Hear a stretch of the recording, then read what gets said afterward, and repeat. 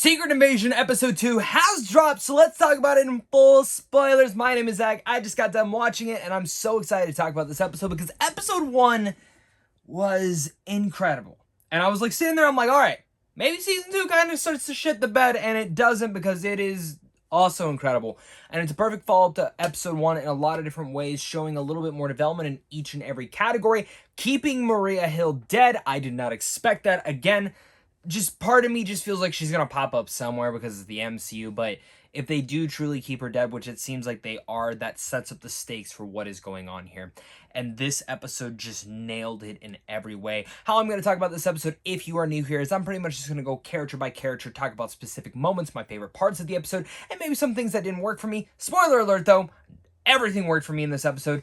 And overall, I can't wait to hear your guys' thoughts. So make sure to hit that like and subscribe button for more. So with that said, let's kick off with one of the main characters in here, and that is Olivia Colman's main character. I want to speak with her because she only had really one credible scene in here, and it is actually a very important scene in that manner. Because what she does is she's doing a torture towards one of the Skrulls, and she's kind of working her inner workings to find out what is going on with Gravik. And that sequence alone, when she chopped the finger off, I knew the guy was going to be a Skrull, but I was like, damn! What's the Marvel Cinematic Universe doing right here? This is different. And it continues to show that vibe that I really dug from last week's, whether it's more of the intensity, the more mature tone here, something that kind of feels like with what Star Wars had just done with Andor. And I'm eating all of this up because specifically, Olivia Colman's an amazing actress. Everyone in here is an amazing actor. And she's this damn good. And that whole torture sequence was great. And it leads to Gravik's whole men coming into play to get that guy. And I really love how that sequence played out. First off, the action was filmed greatly. Like when Gravik picked up the dude and put him on the meat hook, I was like, holy shoot. What are we doing here? That was great. And Kingsley is doing such an amazing job in that role and embodying Gravik in so many different ways. His stoicness just feels with so much potential. And I eat up every single moment of it at all points in time. And that entire action sequence was great. The way that they shot the dude right through the window, went in, moved the bell. And it just that strategicness. You can see that Gravik is a very imposing force. And it's strong at that. And that action sequence was great. Looking for Olivia Colman, they don't. They get the guy out. And immediately right away, we start to get a little bit of tidbits in that torture scene. Who's this Dalton couple?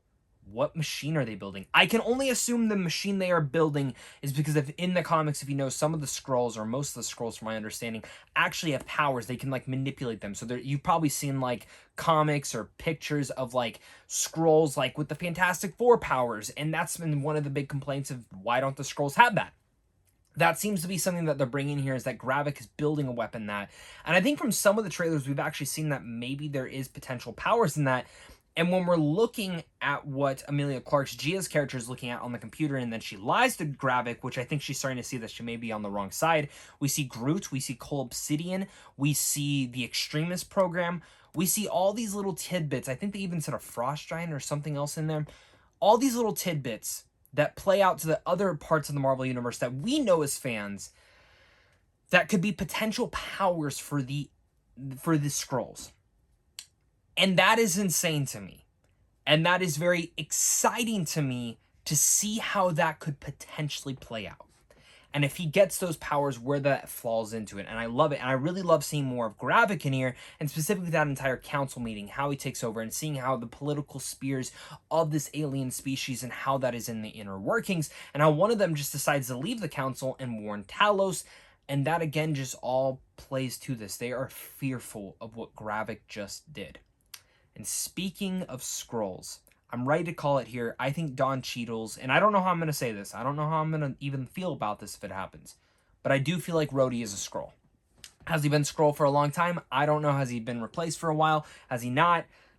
The Rhodey in the sequence with Nick Fury did not feel like the Rhodey that I felt like we had in Captain America, or the Falcon and the Winter Soldier.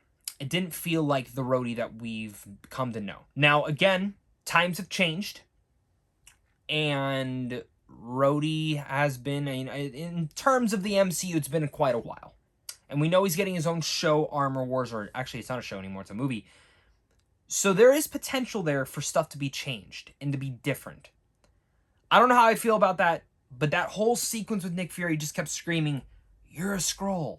You're a freaking Skrull. Let me know down below if you think I'm wrong, or maybe if you just think that maybe the president could be a Skrull, or someone else in this sphere. And actually, to think about it, never mind, I'm not going to get into that, because that could potentially be a spoiler for the future of the MCU for certain things that we do know with certain actors, and I don't want to spoil for people who are into the whole Marvel-verse and the casting and all that stuff, but I don't know. I think that he's a Skrull, and I think it would be one of the biggest bomb drops at the very end of this show to give us that, but we will see if that ends up happening. Really love that sequence between him and Nick Fury, and that just goes as far to show the excellent acting between every single person in here. Samuel Jackson is turning hands down one of my favorite performances right now in the MCU, and I've always liked him as Nick Fury, but he's always just been Nick Fury. We've never gotten depth to this character. We've never been able to see the excellent Academy Award nominated performances that Samuel Jackson can give in the MCU, and this is finally like giving him that material too. Same with Ben Mendelsohn. Mendelsohn is excellent in here, and I really love how he is feeling and how he is faulting. And, you know, you see the desperate nature of Nick Fury and Talos themselves. As the show opens up with a flashback sequence showing that promise that Nick Fury made to them. Gravik as a kid, Gia as a kid. The importance of this, and one important character that we end up getting to see at the end of this episode that has turned out to be married to Nick Fury. Now, I had a feeling that he was married to a Skrull. I think it was kind of hinted at in the last episode.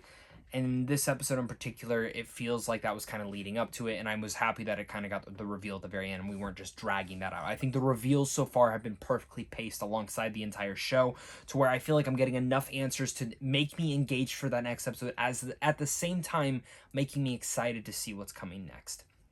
And this episode alone does that, and specifically that ending. I sat there and I was like, wait, why is the screen blank? And for people who don't know, I got an early screener for this. My email's like right in the center of the page, so I couldn't see the caption. I'm like, okay, the music's playing. Oh shit, the captions are going. Or the end credits are going. And I'm like, what? That's it?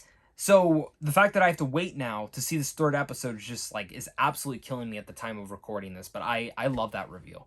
I loved it so much, and I love this episode. And I love this show. And so far, if you were to go off every MCU TV show, which I've enjoyed almost all of them up to a certain degree, some are way better than others. The first two episodes, this is my favorite one so far. I say that as a biased fan of Moon Knight, even though Moon Knight, I do think there could have been some things that could have been fixed in there. I say that as a huge fan of Loki, which was a big surprise to me. I say that as a huge fan of WandaVision. This is perfectly paced so far. And if we're looking at all the new stuff that has come out after Endgame, this is instantly, again, so far, one of my favorite things. This could drop off. I'm expecting it to, but I hope it doesn't, because this is absolutely incredible. And I can't wait to get your guys' thoughts down below in the comment section. So make sure to hit that like, subscribe, and comment down below your guys' thoughts. And of course, until next time, stay classy.